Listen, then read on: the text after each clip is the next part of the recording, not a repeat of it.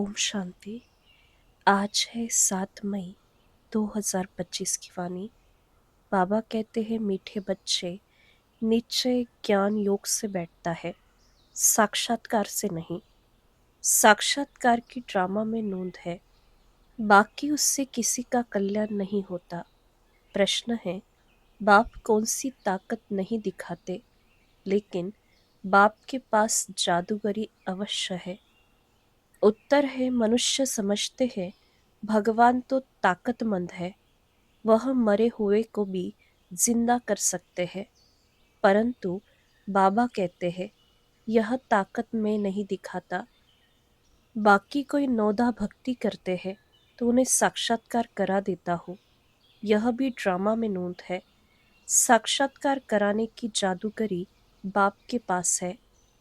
इसलिए कई बच्चों को घर बैठे भी ब्रह्मा व श्री कृष्ण का साक्षात्कार हो जाता है।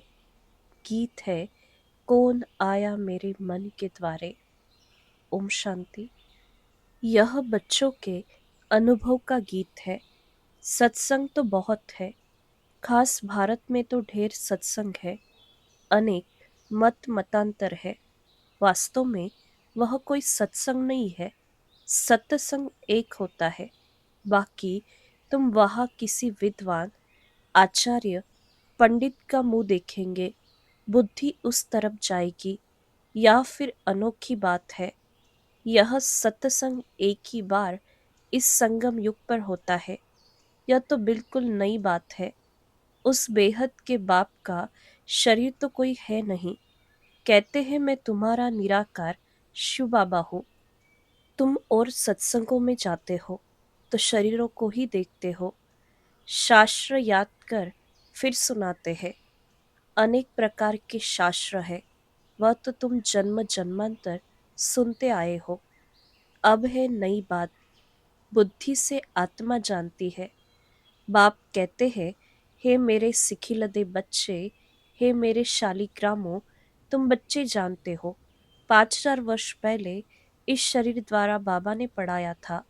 तुम्हारी बुद्धि एकदम दूर चली जाती है तो बाबा आया है। बाबा अक्षर कितना मीठा है, वह है मात पिता। कोई भी सुनेंगे तो कहेंगे पता नहीं इन्हों के माता पिता कौन है। बरोबर वह साक्षात्कार कराते हैं तो उसमें भी वह मूंझते हैं। कभी ब्रह्मा को, कभी कृष्ण को देख लेते हैं तो विचार करते रहते हैं कि ये क्या है। ब्रह्मा का भी बहुतों को घर बैठे साक्षात्कार होता है। अब ब्रह्मा की तो कभी कोई पूजा करते ही नहीं है। श्री कृष्ण आदि की तो करते हैं। ब्रह्मा को तो कोई जानते भी नहीं होंगे। प्रजापिता ब्रह्मा तो अब आया है, यह है प्रजापिता। बाप बैठ समझाते हैं कि सारी दुनिया पतित है तो जरूर यह भी बहुत जन्मों के अंत में पतित ठहरे। कोई भी पावन नहीं है। इसलिए कुंभ के मेले पर, हरिद्वार गंगा सागर के मेले पर जाते हैं। समझते हैं स्नान करने से पावन बन जाएंगे। लेकिन यह नदियाँ कोई पतित पावनी थोड़ी हो सकती। नदियाँ तो निकलती है सागर से। वास्तव में तुम हो ज्ञान गंगाएं। महत्व तुम्हारा है। तुम ज्ञान गंगाएं जहाँ तहाँ निकलती हो। वो लोग फिर दिखलाते हैं, तीर मारा और गंगा निकली। तीर मारने की तो बात ही नहीं। यह ज्ञान गंगाएं देश देशांतर जाती है। शिव बाबा कहते हैं, मैं ड्रामा के बंधन में बांधा हुआ हूँ। सभी का पाठ निश्चित किया हुआ है। मेरा भी पाठ निश्चित है। कोई समझते भगवान तो बहुत ताकतमंद है, मरे हुए को भी जिंदा कर सकते हैं। यह सभी कपोड़े हैं। मैं आता हूँ पढ़ाने के लिए। बाकी ताकत क्या दिखाएंगे। साक्षात्कार की भी जादूगरी है। नौधा भक्ति करते हैं तो मैं साक्षात्कार कराता हूँ। जैसे काली का रूप दिखलाते हैं, उन पर फिर तेल चढ़ाते हैं। अब ऐसी काली तो है नहीं, परंतु काली की नौधा भक्ति बहुत करते हैं। वास्तव में काली तो जगत अम्बा है। काली का ऐसा रूप तो नहीं, परंतु नोधा भक्ति करने से बाबा भावना का भाड़ा दे देते हैं। काम चिता पर बैठने से काले बने, अब ज्ञान चिता पर बैठे गोरे बनते हैं। जो काली अब जगदम्बा बनी है, वह साक्षात्कार कैसे कराएगी? वह तो अभी बहुत जन्मों के अंत के भी अंत वाले जन्म में है। देवताएं तो अभी है नहीं, तो वह क्या साक्षात्कार कराएंगे? बाप समझाते हैं, यह साक्षात्कार की चाबी मेरे हाथ में है। अल्पकाल के लिए भावना पूरी करने के लिए साक्षात्कार करा देता हूँ, परंतु वह कोई मेरे से नहीं मिलते। मिसाल एक काली का देते, इस रीति बहुत है, हनुमान गणेश आदि। भल सिख लोग भी गुरु नानक की बहुत भक्ति करे तो उन्हें भी साक्षात्कार हो जाएगा, परंतु वह तो नीचे चले आते हैं। बाबा बच्चों को दिखलाते हैं, देखो यह गुरु नानक की भक्ति कर रहे हैं। साक्षात्कार फिर भी मैं कराता हूँ। वह कैसे साक्षात्कार कराएंगे? उनके पास साक्षात्कार कराने की चाबी नहीं है। यह बाबा कहते हैं, मुझे विनाश स्थापना का साक्षात्कार भी उस बाबा ने कराया, परंतु साक्षात्कार से कोई का भी कल्याण नहीं। ऐसे तो बहुतों को साक्षात्कार होते थे, आज वह है नहीं। बहुत बच्चे कहते हैं, हमको जब साक्षात्कार हो तो निश्चय बैठे, परंतु निश्चय साक्षात्कार से नहीं हो सकता। निश्चय बैठता है ज्ञान और योग से। 5000 वर्ष पहले भी मैंने कहा था कि यह साक्षात्कार मैं कराता हूँ। मीरा ने भी साक्षात्कार किया, ऐसे नहीं कि आत्मा वहां चली गई, नहीं। बैठे बैठे साक्षात्कार कर लेते हैं, लेकिन मेरे को नहीं प्राप्त कर सकते। बाप कहते हैं, कोई भी बात का संशय हो तो जो भी ब्राह्मणिया टीचर्स है उनसे पूछो। यह तो जानते हो, बच्चियां भी नंबरवार है, नदियां भी नंबरवार होती है। कोई तो तालाब भी है, कोई गंदा बासी पानी होता है, वहां भी श्रद्धा भाव से मनुष्य जाते हैं। वह है भक्ति की अंधश्रद्धा श्रद्धा। कभी भी कोई से भक्ति छुड़ानी नहीं है। जब ज्ञान में आ जाएंगे तो भक्ति आपे ही छूट जाएगी। बाबा भी नारायण का भक्त था। चित्र में देखा, लक्ष्मी दासी बन नारायण के पांव दबा रही है, तो यह बिल्कुल अच्छा नहीं लगा। सतयुग में ऐसा होता नहीं। तो मैंने एक आर्टिस्ट को कहा कि लक्ष्मी को इस दासी पने से विदाई दे दो। बाबा भक्त तो था, परंतु ज्ञान थोड़े ही था। भक्त तो सभी है। हम तो बाबा के बच्चे, मालिक है। ब्रह्मांड का भी मालिक बच्चों को बनाते हैं। कहते हैं, तुमको राज्य भाग्य देता हूँ। ऐसा बाबा कभी देखा? उस बाप को पूरा याद करना है। उनको तुम इन आंखों से नहीं देख सकते, उनसे योग लगाना है। याद और ज्ञान भी बिल्कुल सहज है। बीज और झाड़ को जानना है। तुम उस निराकारी झाड़ से साकारी झाड़ में आए हो। बाबा ने साक्षात्कार का राज भी समझाया, झाड़ का राज भी समझाया। कर्म अकर्म विकर्म की गति भी बाबा ने समझाई है। बाप, टीचर, गुरु तीनों से ही शिक्षा मिलती है। अभी बाबा कहते हैं, मैं तुमको ऐसी शिक्षा देता हूँ, ऐसे कर्म सिखलाता हूँ, जो तुम एक एक जन्म सदा सुखी बन जाते हो। टीचर शिक्षा देते हैं ना, गुरु लोग भी पवित्रता की शिक्षा देते हैं, अथवा कथाएं सुनाते हैं, परंतु धारणा बिल्कुल नहीं होती। यहाँ तो बाप कहते हैं, अंतमति सो गति होगी। मनुष्य जब मरते हैं तो भी कहते हैं, राम राम कहो, तो बुद्धि उस तरफ चली जाती है। अभी बाप कहते हैं, तुम्हारा साकार से योग छूटा, अब मैं तुमको बहुत अच्छे कर्म सिखलाता हूँ। श्री कृष्ण का चित्र देखो, पुरानी दुनिया को लात मारते और नई दुनिया में आते। तुम भी पुरानी दुनिया को लात मार नई दुनिया में जाते हो। तो तुम्हारी नरक की तरफ है लात, स्वर्ग की तरफ है मुंह। स्मशान में भी अंदर जब घुसते हैं तो मुर्दे का मुंह उस तरफ कर लेते हैं, लात पिछाड़ी तरफ कर लेते हैं। तो यह चित्र भी ऐसा बनाया है। मम्मा बाबा और तुम बच्चे। तुमको तो मम्मा बाबा को फॉलो करना पड़े, जो उनकी गद्दी पर बैठो। राजा के बच्चे प्रिंस प्रिंसेस कहलाते हैं ना। तुम जानते हो, हम भविष्य में प्रिंस प्रिंसेस बनते हैं। ऐसा कोई बाप टीचर गुरु होगा जो तुमको ऐसे कर्म सिखलाए। तुम सदा काल के लिए सुखी बनते हो। यह शिव बाबा का वर है। वह आशीर्वाद करते हैं। यह नहीं, हमारे ऊपर उनकी कृपा है। सिर्फ कहने से कुछ नहीं होगा, तुमको सीखना होता है। सिर्फ आशीर्वाद से तुम नहीं बन जाएंगे, उसकी मत पर चलना है। ज्ञान और योग की धारणा करनी है। बाप समझाते हैं कि मुख से राम राम कहना भी आवाज हो जाता। तुमको तो वाणी से परे जाना है, चुप रहना है।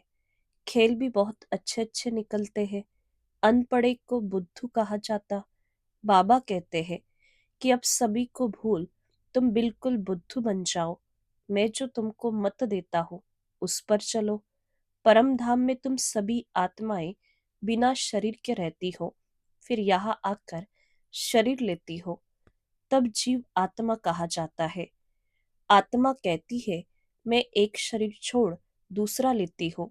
तो बाप कहते हैं, मैं तुमको फर्स्ट क्लास कर्म सिखलाता हूँ।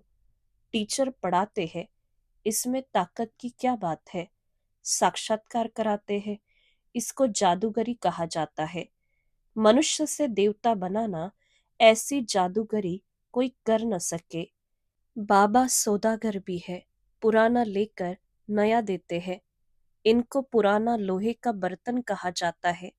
इनका कोई मूल्य नहीं है। आजकल देखो, तांबे के भी पैसे नहीं बनते। वहां तो सोने के सिक्के होते हैं। वंडर है ना, क्या से क्या हो गया है। बाप कहते हैं, मैं तुमको नंबर वन कर्म सिखलाता हूँ। मनमना भव हो जाओ। फिर है पढ़ाई, जिससे स्वर्ग का प्रिंस बनेंगे। अभी देवता धर्म जो प्रायलुप हो गया है, वह फिर से स्थापन होता है। मनुष्य तुम्हारी नई बातें सुनकर वंडर खाते हैं। कहते हैं कि स्त्री पुरुष दोनों ही इकट्ठे रह पवित्र रह सके। यह कैसे हो सकता। बाबा तो कहते हैं, भल इकट्ठे रहो, नहीं तो मालूम कैसे पड़े। बीच में ज्ञान तलवार रखनी है, इतनी बहादुरी दिखानी है। परीक्षा होती है तो मनुष्य इन बातों में वंडर खाते हैं, क्योंकि शास्त्रों में तो ऐसी बातें हैं नहीं। यहाँ तो प्रैक्टिकल में मेहनत करनी पड़ती है। गंधर्वी विवाह की बात यहाँ की है।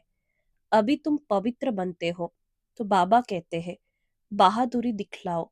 सन्यासियों के आगे सबूत देना है।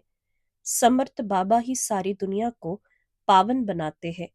बाप कहते हैं, भल साथ में रहो, सिर्फ नंगन नहीं होना। यह सभी है युक्तियाँ, बड़ी जबरदस्त प्राप्ति है। सिर्फ एक जन्म बाबा के डायरेक्शन पर पवित्र रहना है। योग और ज्ञान से एवर हेल्दी बनते, 21 जन्मों के लिए। इसमें मेहनत है ना। तुम हो शक्ति सेना, माया पर जीत पहन जगत जीत बनते हो। सभी थोड़े ही बनेंगे। जो बच्चे पुरुषार्थ करेंगे वही उच्च पद पाएंगे। तुम भारत को ही पवित्र बनाकर फिर भारत पर ही राज्य करते हो। लड़ाई से कभी सृष्टि की बादशाही मिल न सके, यह वंडर है ना। इस समय सब आपस में लड़कर खलास हो जाते हैं। मक्खन भारत को मिलता है। दिलाने वाली है वंदे मातरम। मेजॉरिटी माताओं की है। अब बाबा कहते हैं, जन्म जन्मांतर तुम गुरु करते आए हो, शास्त्र पढ़ते आए हो। अब हम तुमको समझाते हैं। जज योर सेल्फ। राइट क्या है। सतयुग है राइटियस दुनिया, माया अनराइटियस बनाती है। अब भारतवासी ई रिलीजियस बन पड़े हैं। रिलीजन नहीं, इसलिए माइट नहीं रही है। ई रिलीजियस, अनराइटियस, अनलॉफुल, इंसॉल्वेंट बन पड़े हैं। बेहद का बाप है, इसलिए बेहद की बातें समझाते हैं। कहते हैं कि फिर तुमको रिलीजियस मोस्ट पावरफुल बनाता हूँ। स्वर्ग बनाना तो पावरफुल का काम है ना। परंतु है गुप्त, इनकॉग्निटो वॉरियर्स है। बाप का बच्चों पर बहुत प्यार होता है, मत देते हैं। बाप की मत, टीचर की मत, गुरु की मत, सोनार की मत, धोबी की मत, इसमें सभी मतें आ जाती है। अच्छा, मीठे मीठे सिखिलदे बच्चों प्रति मात पिता बाप दादा का याद प्यार और गुड मॉर्निंग। रूहानी बाप की रूहानी बच्चों को नमस्ते। हम रूहानी बच्चों की रूहानी मात पिता बाप दादा को याद प्यार और नमस्ते। धारणा के लिए मुख्य सार है। पहली पॉइंट, इस एक अंतिम जन्म में बाप के डायरेक्शन पर चल घर गृहस्थ में रहते पवित्र रहना है, इसमें बहादुरी दिखानी है। दूसरी पॉइंट, श्रीमत पर सदा श्रेष्ठ कर्म करने हैं, वाणी से परे जाना है। जो कुछ पढ़ा व सुना है उसे भूल बाप को याद करना है। वरदान है, परिस्थितियों को गुड लक समझ अपने नीचे के फाउंडेशन को मजबूत बनाने वाले। अचल अडोल भव। कोई भी परिस्थिति आए तो आप हाई जंप दे दो, क्योंकि परिस्थिति आना भी गुड लक है। यह नीचे के फाउंडेशन को मजबूत करने का साधन है। आप जब एक बारी अंगद के समान मजबूत हो जाएंगे तो यह पेपर भी नमस्कार करेंगे। पहले विकराल रूप में आएंगे और फिर दासी बन जाएंगे। चैलेंज करो, हम महावीर हैं। जैसे पानी के ऊपर लकीर ठहर नहीं सकती, ऐसे मुझ मास्टर सागर के ऊपर कोई परिस्थिति वार कर नहीं सकती। स्वस्थिति में रहने से अचोल अडोल बन जाएंगे। स्लोगन है, पुराने वर्ष को विदाई देने के साथ साथ कड़वेपन को भी विदाई दे दो। अव्यक्त इशारे, रूहानी रॉयल्टी और प्यूरिटी की पर्सनालिटी धारण करो। यदि वरदाता और वरदानी दोनों का संबंध समीप और स्नेह के आधार से निरंतर हो और सदा कंबाइंड रूप में रहो, तो पवित्रता की छत्र छाया स्वतः रहेगी। जहाँ सर्वशक्तिवान बाप है, वहाँ अपवित्रता स्वप्न में भी नहीं आ सकती। जब अकेले होते हो तो पवित्रता का सुहाग चला जाता है। अच्छा, ओम शांति।